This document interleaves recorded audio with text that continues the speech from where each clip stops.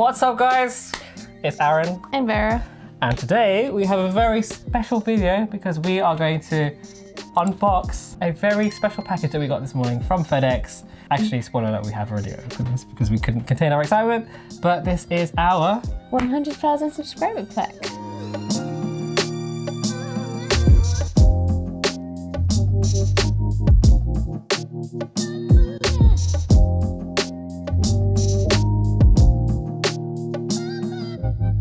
That's what it looks like up close. I'll take it. A lot more shiny than I thought it was going to be. It is very shiny. I really like the little mirror effect. So what we really wanted to do today was just to say a huge thank you from the bottom of both of our hearts to literally anyone and everyone who has supported us in any way, shape or form, whether it's something small like just leaving a like, leaving a comment, all the models we've worked with over the years, everyone who's volunteered to help us, take sample photos, videos. And we'd also like to give a big thank you to all of the companies that we were fortunate enough to be able to work with this entire journey. But most of all, we would just like to say a big thank you to every single one of you that has been watching our video. We're just so incredibly grateful for that. Anyway, as part of this video, we thought it'd be fun to do a little Q&A to sort of celebrate the 100k subscriber mark. And for those of you who maybe are a bit new to this channel, to get to know me and Veronica a little bit better. So I put out this community post a few days ago asking you guys to leave us any questions that you had, and I've picked out 10 of the best questions. So the first question is, what is a photography or filmmaking trend you'd wish would go away? It's got to be, for whatever reason, some people just really have it stuck in their minds that videos need to be under 60 seconds. It doesn't matter what the video is about, where it's going. They just have this preconceived notion that no one has an attention span longer than that, so everything has to be under 60 seconds, and I'm not sure where it came from. Yeah, it's kind of like the TikTokification of like society and videos in general. It's kind of like seeped into video content. Yeah, I think it was like popular like a few years ago where you had like little documentaries that were all like learn something in under 60 seconds, and it's just like stems from that. I think I would agree with that. The next question is, what is something you regret selling and what's been the best purchase you've ever made gear-wise? I regret selling our Canon 80D. I know, it's the first camera. Well, it's not the first camera we ever had, because the first camera we had is the Canon 100D, which we still have. We still have. I'll put a picture of it here. It was my birthday gift from my dad. We do actually have a video coming up soon of using that camera. Like, can you still use that camera in Still pretty 2026 decent. for pro work? Yeah, but the 80D was like the first proper camera that we had. Yeah, we had it when we first started YouTube. Yeah. We were making travel content. Yeah. So if you scroll down to the very beginning of our channel, don't do that. Don't do it because it's very cringy. You'll see all our Vietnam videos, and we had the 80D, and that was like the hot camera to have at the time, where like all the YouTubers had an 80D. I regret selling it because it was the first proper camera we had, the first camera we used to like make this channel really fully, and also the first freelance work we ever did on it. One of these days we're going to react to that video. It's horrible, but it was technically the first video we ever did in exchange for goods or services or money. Is it the one I'm thinking of? Yeah, it is. Is it the lipstick one? Yes. I regret selling the Sigma 1835? Yes, that's the one. That lens Yeah, it was is a really amazing. nice lens, and again, it was paired with the 80D at the time, and we've made like a lot of videos with it. And again, it's just like that was our first like proper lens that wasn't like a kit lens. Yeah. I was like absolutely in love with it. Best purchase you've ever made gear-wise. So I think like the 24-70 Sony is such a workhorse lens. We've got so much value out of that lens. But for me personally, I loved the 400 to 800 because it's just a lens that I love using, and I look at a 24-70 and I associate it with work. Do you know what I mean? And I look at the 400 to 800 and I don't use that for work at all. It's my like leisure lens, it's my wildlife lens, it's the lens I associate going on holiday with and like taking pictures of fun animals with. It's my fun lens. For me, it's kind of a random choice, but it's the Sigma 70mm like macro lens.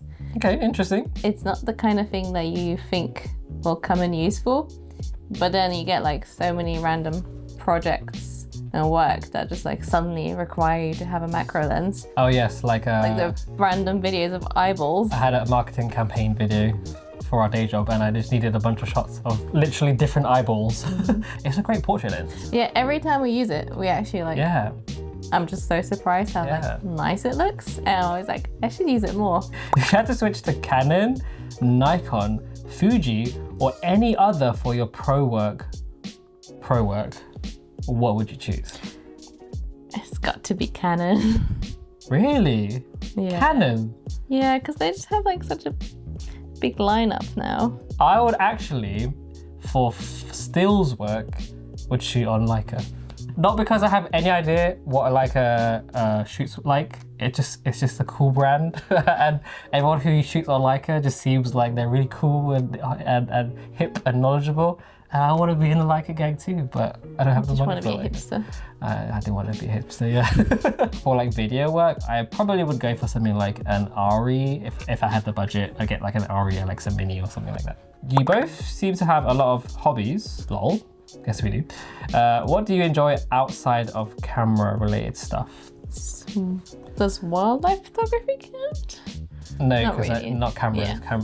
Not outside of cameras. You probably can guess from our videos that we are huge nerds. We're huge geeks, so we love, anime. We love Pokemon. We have a Pokemon card collection. Got a gaming PC.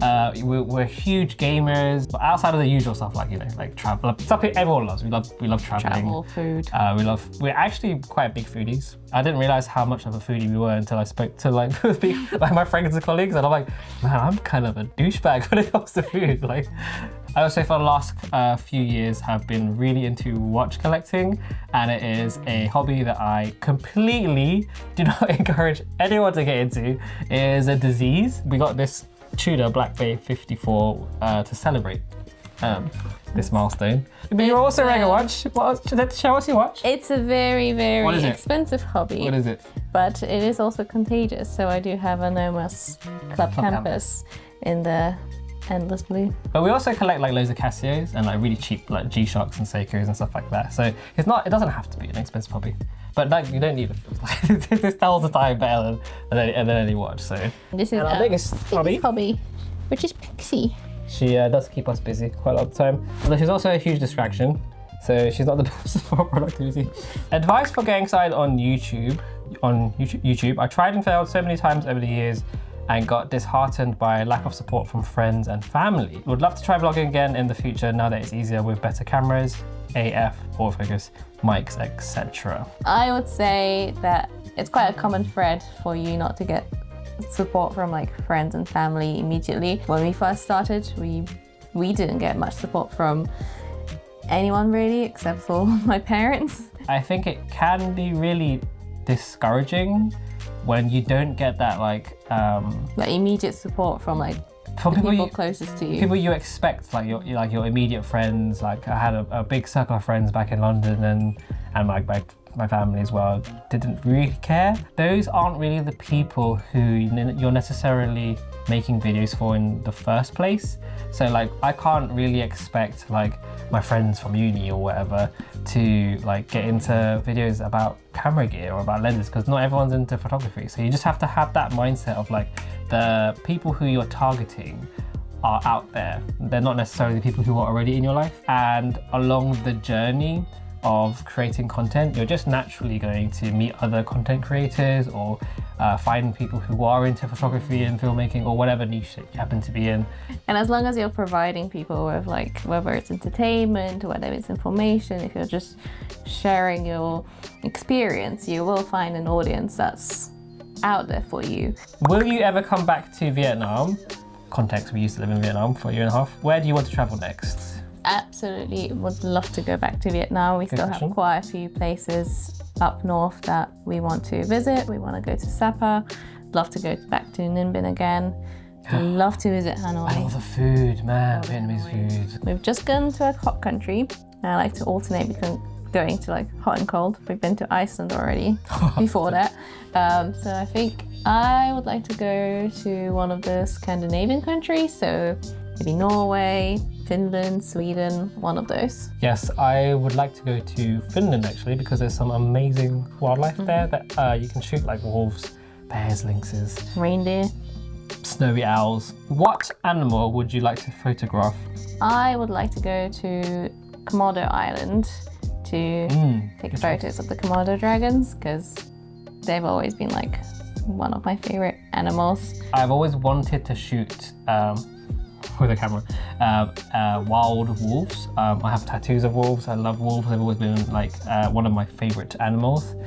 So definitely wild wolves, which hopefully we'll actually be doing soon in Finland. There's so many animals. I mean, there's even like simple birds. I wanted to see a Dartford warbler for the longest time. It's just this really cute but very rare small bird here in the UK. Let's do one more question, which was how to deal with trolls and internet haters.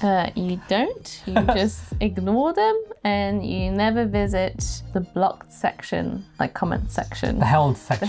The held section. Oh, there's some weird stuff in there. For anyone putting themselves out there, whether it's like at work or social media or YouTube or whatever, like you really have to learn to have thick skin. Like I've always been quite lucky at maybe it's the way I was brought up, but I've always just been able to like have a really thick skin and I don't really care what other people think. Like constructive comments is fine. I have no issue with constructive comments, but people who just leave like mean comments just for the sake of being mean, like they're not really attacking you. Think about how miserable your life has to be for you to like go around and leave like weird comments on people's channel attacking the way they look or their skin color or whatever. Focus on like the 99% of people who are perfectly fine. So yeah, focus on interacting with those people, building relationships with those viewers, and just ignore the trolls. There are some more questions, but they're kind of repeating-ish kind of themselves. So I think we'll leave it there so we don't make it too long.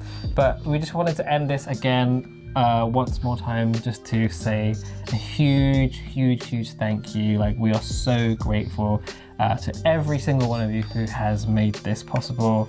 And we just can't wait to build on this. Yeah, and if you like this video and if you want to know more about us, do leave some more questions in the comment section below and we can do more like Q&A style videos. We can do like different topics as well. Oh yeah, we can definitely do that. Yeah, 100%, yeah. Okay, anyway, thank you again for watching and I think we're just thanks again and we'll see you on the next one.